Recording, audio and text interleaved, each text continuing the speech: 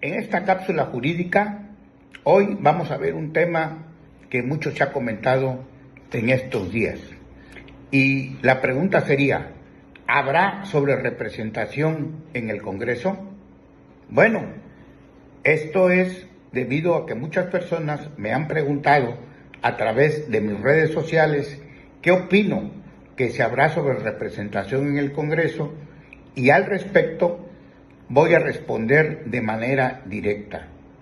No creo que vaya a haber sobrerepresentación en el Congreso.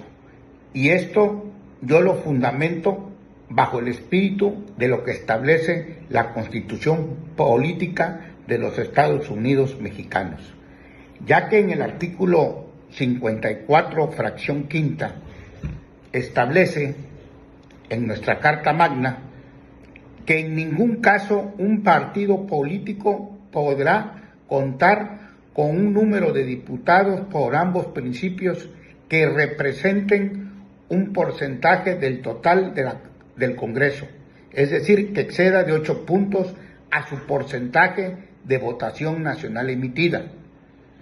Esta base no se aplicará al partido político que por sus triunfos en distritos uninominales obtenga un porcentaje de curules del total de la Cámara superior a la suma del porcentaje de su votación nacional emitida más del 8%. Bueno, quise explicar lo que dice esta fracción quinta de la Constitución. Y cuando la Constitución dice en ningún caso, significa en ningún caso. Es decir, por encima de la Constitución no puede ni debe estar la voluntad de ninguna autoridad, ya que aprobar la sobrerepresentación es desconocer la Constitución y las leyes que ella emanan y desconocer la voluntad popular, la historia de nuestro país y en especial la transición democrática que permitió la alternancia al poder. En ningún caso respetar la Constitución sería apegarnos al principio de legalidad. No respetar la Constitución sería algo vano, no seríamos un país democrático, no representaríamos nuestra ley fundamental.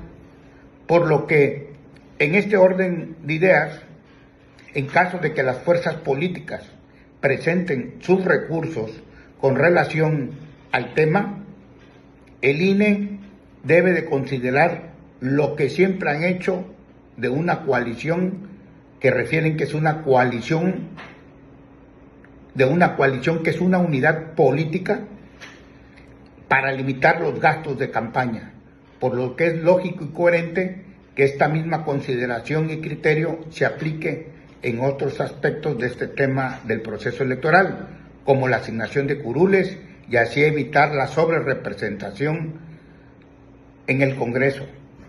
En el caso del Tribunal Federal Electoral, debe realizarse una interpretación jurídica, histórica, teológica, a través del dogma de lo que quiso decir la teoría causalista, finalista de la Constitución, que debe ser garantista y sistemática, de acuerdo al artículo 54, fracción quinta de nuestra ley fundamental, para que conduzca un Congreso Federal que refleje la pluralidad de la ciudadanía mexicana, el respeto a las minorías políticas y que se evite la sobrerepresentación de la coalición mayoritaria.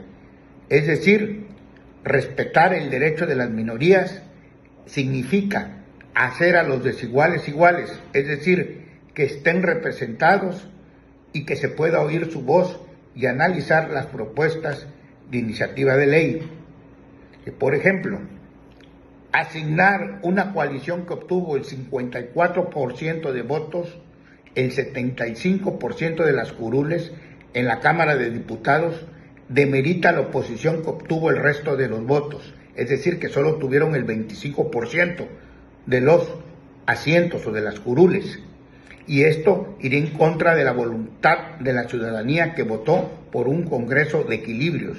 Y esto deja sin derecho a presentar controversias constitucionales que requieren el 33% de los votos. Bueno, para concluir, quiero decir que se debe respetar la Constitución. Y para un ejemplo es muy sencillo.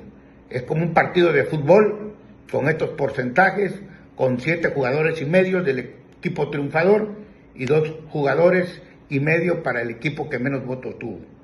Por ello, no debería haber sobrerepresentación, porque el principio de representación proporcional es un principio que se encuentra establecido en nuestra Carta Magna y no es una sugerencia, por lo que el Instituto Nacional Electoral y el Tribunal Electoral del Poder Judicial Federal tienen una responsabilidad histórica para evitar la sobrerepresentación y aplicar el principio de legalidad, que significa que todos los actos del poder público se adecúen o se amolden a las disposiciones jurídicas vigentes.